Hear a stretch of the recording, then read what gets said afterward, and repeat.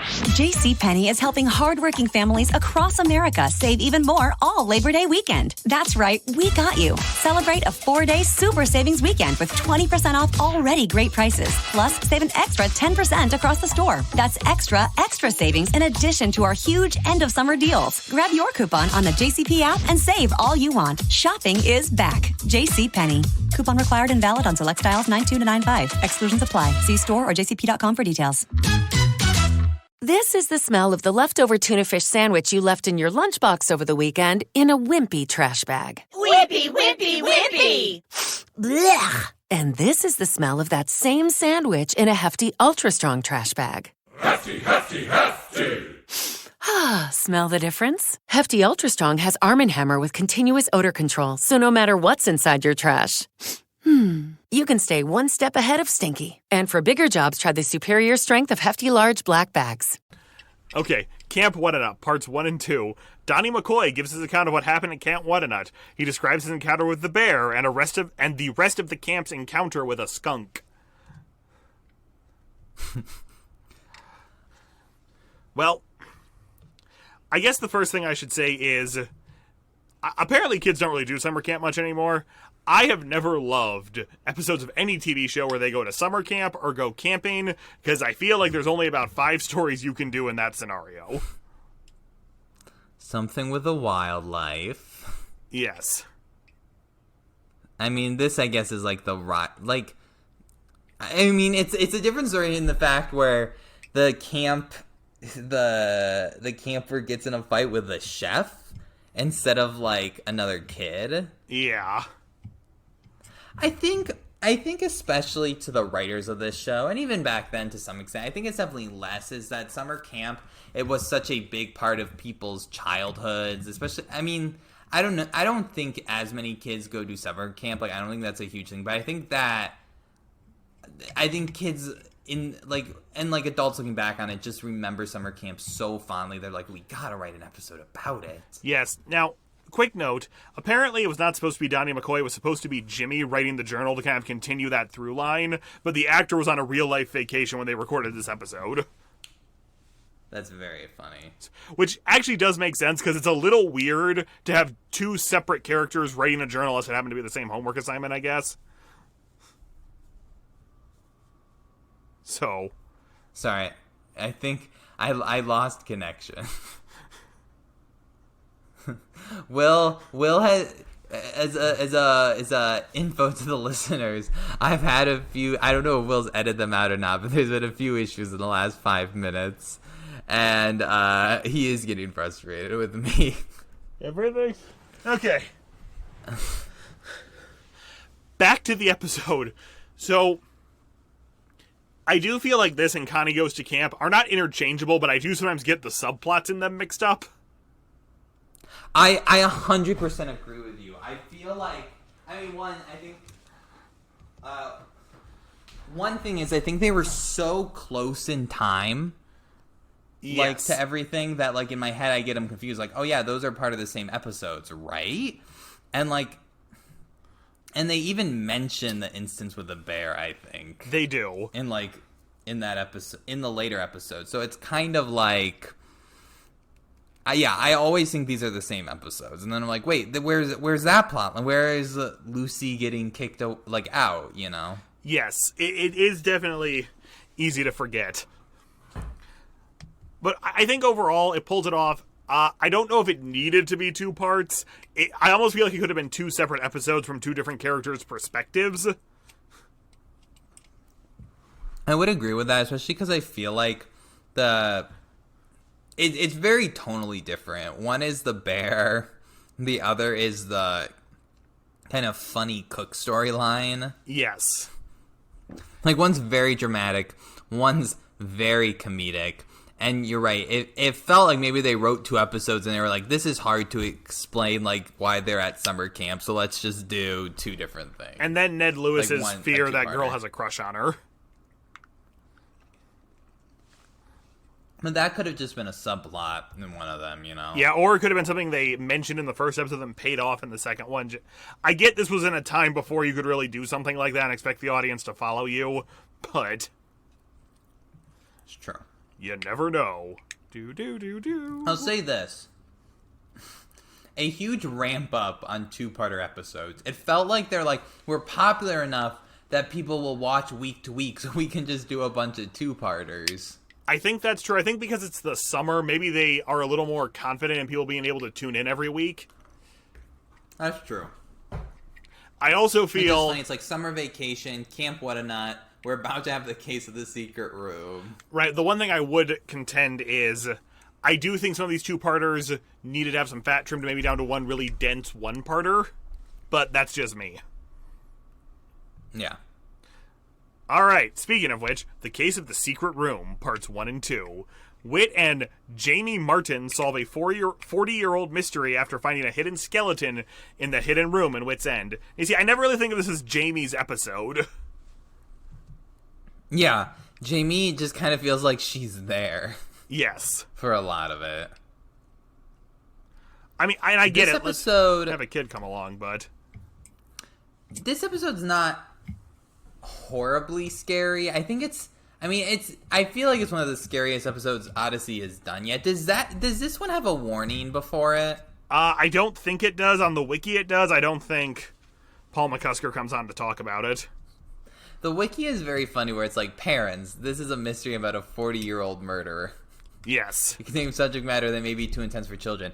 I feel like it's the idea of the skeletons, like, kind of freaky. Like, you just open a random door in your building you didn't know about, and there's just a skeleton sitting there. Yes. I would agree. Now, I don't know what the behind-the-scenes story of this episode is. I feel like they wanted to do an old-fashioned radio mystery, and in that regard, they do pull it off. It is true. It is super good as, like, an old-time radio mystery. I think as an episode of Odyssey, even compared to some of the other mystery episodes they would do, it's a little tonally weird. I agree, but they're getting a little more tonally different. But yes, I've been thinking an episode we could do for fun is to make a list of like the top 10 Odyssey episodes that you want someone to listen to give them an idea of the show, but that are also enjoyable. And I think this is a really good one because you get a vibe for all the characters, but you don't need a lot of context, and it's a very exciting story. Yeah, I would 100% agree with that. I think there's a lot of interesting intrigue without even knowing the characters. I even think some of the characters are decently set up well. Yes. Oh, yeah. And I think this is their strongest 2-parter so far, because I remember we had, like, the Maze of Mysteries collection that was a lot of mystery episodes, and this was in there. And I think a lot of times the earlier episodes stood out a little more for being a little more simplistic or slow or short or whatever. This one fit in very well with the other episodes. Yeah, and it's the first 2-parter. I mean, I feel like Family Vacation felt like, oh yeah, this makes sense as a 2-parter. There's a lot here. But if they had really wanted to, they could have shrunk it down to 1 episode. I would agree. I think it would have been a less funny episode and a less memorable episode, but they could have. This feels like this has so much plot in it that they had to make it 2 episodes, you know? I would agree. And I also think because it's a mystery, ending part 1 on a cliffhanger is always a good idea. Yeah. I think it also gives people a chance to kind of think through all the clues and stuff, which, yeah, I re-listened to this. It's not the most complex mystery, but the clues all make sense, which is in some ways more important. Well, what's interesting to me is, and it's kind of in a little bit of comparison, like in contrast to the current 24 Hours episode, like, album Yes. they're doing. So much happens in part 1 and part 2. Like, so many different elements that it's like you're surprised it's all fit into 20 minutes. Like, Yes. 20 to 30 minutes. Oh, yeah. Where I feel like some of the modern stuff, sometimes when they're like, oh, we want this to be 2 parts, or we want this to be 3 parts. You know, when they look at it from, or like in the case of the new one, we want this to be 6 parts. Sometimes it just feels like they're just kind of doing stuff to fill that time. So it is fun to see some of this time where clearly some of their 2-part writing is clearly they're like, well, we have so much to put in. Yes. Versus, oh, we gotta fill time. It's always interesting to see that, kind of the differences between those. I absolutely agree. Yeah, I think a really good episode, probably the first verifiable classic Odyssey episode in some ways. Well, I would say there's a lot. I would say there's classics beforehand. I mean, I think first episode with Connie, I would say the pizza episode, I would even say Family Vacation are all pretty classics, but yeah, to each their own. Okay. Anyway, return to the Bible room. Jack and Lucy use their imaginations to the fullest when Whit tells them the story of Jonah. JCPenney is helping hardworking families across America save even more all Labor Day weekend. That's right, we got you. Celebrate a 4-day super savings weekend with 20% off already great prices. Plus, save an extra 10% across the store. That's extra savings in addition to our huge end of summer deals. Grab your coupon on the JCP app and save all you want. Shopping is back. JCPenney. Coupon required and valid on select styles 9.2 to 9.5. Exclusions apply. See store or jcp.com for details. This is the smell of the leftover tuna fish sandwich you left in your lunchbox over the weekend in a wimpy trash bag. Wimpy, wimpy, wimpy! Blech! And this is the smell of that same sandwich in a hefty, ultra-strong trash bag. Hefty, hefty, hefty! Ah, smell the difference? Hefty Ultra Strong has Arm & Hammer with continuous odor control, so no matter what's inside your trash, you can stay one step ahead of stinky. And for bigger jobs, try the superior strength of Hefty Large Black Bags. And his encounter with a big fish. I think this is the only episode, this group of episodes, that has nothing to do with it being summer. Yeah, I feel like they were like, we gotta have another episode that could take place during the summer, but we don't have any, like, great ideas off the top of their heads. I want to be clear about something. Obviously, some episodes clearly don't refer to it being summer, but most of the episodes have some element to them, like his niece is visiting, or the kids have all this time to do the radio station because they're not in school. This episode could have been plopped anywhere. Yeah. Now, this is before the Noah episode, right? Yes. But that also involved Jack and Lucy, correct? Yes, it did, I believe. I feel like I always forget about this one, because I remember the Noah episode way more. I could understand that. Like, I think this is a good episode, but in my head, I almost never remember it. Like, if someone asked me, what's the Odyssey Noah story, or the Odyssey Jonah story, I would have thought it was way later, and I would have said it was probably Bernard. I agree, this has got a very early Bernard flavor to it. They also mention here, this is the first time, well, technically, where the characters become part of the Bible story. You know, they had Erwin get hit in the head earlier in the summer. Mm-hmm. And I guess the writers weren't a big fan of how they did it, so that's when they make those headphones, and eventually this is the train that gets us to the imagination station. Yeah. Where they basically just say, screw any sense of reality. No, that's very fair. And it's a good kind of prototype episode to the imagination station. Yes. But in just my head, I never remember this episode exists. Not that it's bad or, like, unenjoyable. It's just not particularly memorable to me. Yes, I would agree. And I would like to point out, this is the second Jack and Lucy appearance. However, if you listen to these episodes in the album release order, you'd hear this episode open with, a lot of people wonder how Jack and Lucy remain friends. As you recall, the carpet episode aired before this, but it was put in album 3. I just find that interesting because I feel the need to point it out. When Odyssey has cold dropped us into new character relationships plenty of times. I know, and it's weird that, like, right, they could still be friends after an issue like that. Yes, because, like, to me, I would probably just have read that as, oh, these are two people who maybe don't seem to fit together. Right, I would not have thought, is there another episode we're supposed to know about? Yeah. All right. But yeah, decent episode. A good precursor to the Imagination Station. Although, again, I will say, Kurt gets off kind of easy considering they moved the church cleanup day without telling anybody. I know. I think they still wanted some redemption in there for him. All right, the last great adventure of the summer and the last episode we're going to talk about today. Terry's boring summer takes a drastic turn when he and his father are ambushed by a terrorist. I mean, I think we both concur. We both really like this episode. I think it's a very good episode. I also think it is the first, not breaking the reality, but the first time they experiment with, can we do something a little wilder? Yeah, I definitely feel like this is, like, the most out there Odyssey had gone. Like, wait, there's, like, a terrorist? Like, all this is happening? I think I think what happened was they wrote this the Case of the Secret Room. Yes. That was, like, people probably even would push it. And then my guess is the reception to that script, either in the offices or to focus on the family, people were probably like, oh, that's great.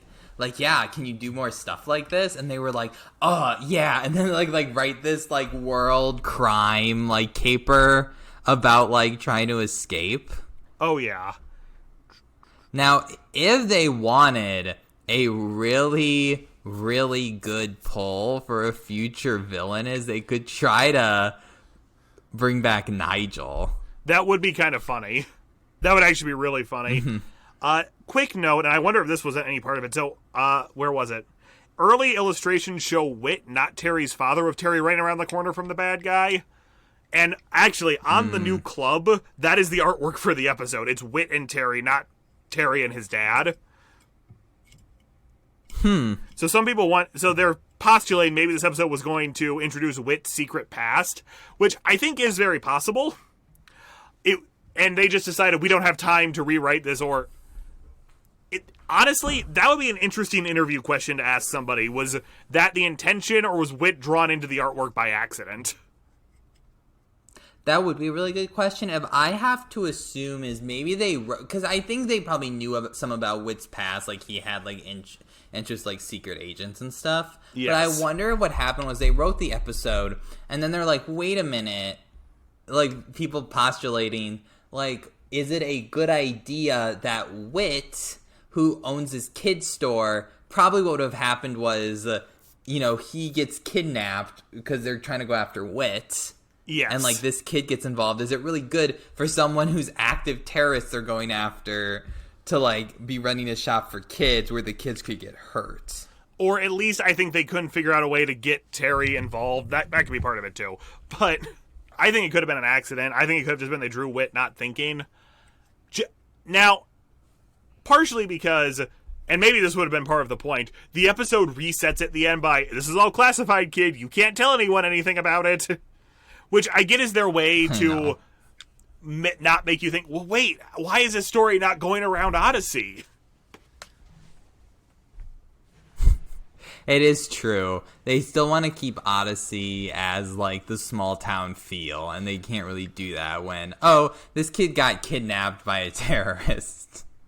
Yes, so I think it was honestly the writers trying to have a little fun, and that was just their way of retconning it, because they don't really do anything that wild again until Blackguard. Yeah. So. No, and I feel like it was kind of a good place to dip their toe into. It would kind of make sense why to write this if they wanted to talk more about Whit's past, if that's why they originally wrote it. Because to me, it would make sense to be like, it's probably better if it's just the dad. Absolutely. But now, I do kind of thinking about it, they're bringing back old characters. Now my Odyssey prediction is, in these Odyssey episodes, they're going to somehow have Terry Johnston show up as, like, a spy. Oh, that might be kind of funny. I think that'd be very funny. Yes. Yeah, no, so I think it's good.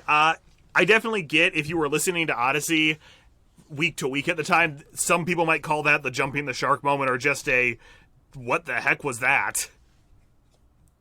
Yeah. So, or it wasn't even a dream. Anyway, so that wraps up the first summer of Odyssey.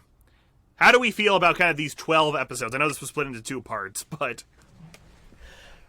I think it's a super solid 12 episodes. I think the fact that the episode I had the biggest issue with is the Jonah episode, which, in fairness, is just forgettable. Yes. Is pretty good. When I think a lot of these are really memorable classic Odyssey episodes, and you were talking about episodes you could kind of show people to show them what the show is about. I feel like there was a good handful you could show them in here. Definitely. No, I agree. I think this was...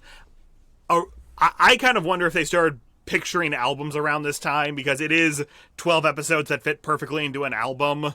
And I think this was a really good first attempt. I am glad, up until recently, they have not tried to make sure that every 12 episodes have a theme to them. Yeah, I think that would have gotten tiresome. Well, we're already kind of there. But anyway, that wraps it up. We will... What? I was laughing at your joke. Oh. Well, that wraps it up. We'll see you next week for some back-to-school episodes, and I think the last Lost episode, too. So... Great. Oh, no, wait, we didn't do Pamela Has a Problem yet. Duh. Yeah, I was going to say, I feel like, which that'll be interesting. That's down the road. But yes, thank you for joining us. We'll see you in a week. I'm Will. I'm John. We'll see you next time. JCPenney is helping hardworking families across America save even more all Labor Day weekend. That's right, we got you. Celebrate a 4-day super savings weekend with 20% off already great prices. Plus, save an extra 10% across the store. That's extra savings in addition to our huge end-of-summer deals. Grab your coupon on the JCP app and save all you want. Shopping is back. JCPenney. Coupon required and valid on select styles 9.2 to 9.5. Exclusions apply. See store or jcp.com for details. This is the smell of the leftover tuna fish sandwich you left in your lunchbox over the weekend in a wimpy trash bag. Wimpy, wimpy, wimpy! Blech! And this is the smell of that same sandwich in a hefty, ultra-strong trash bag. Hefty, hefty, hefty. Ah, smell the difference? Hefty Ultra Strong has Arm & Hammer with continuous odor control, so no matter what's inside your trash, you can stay one step ahead of stinky. And for bigger jobs, try the superior strength of Hefty Large Black Bags.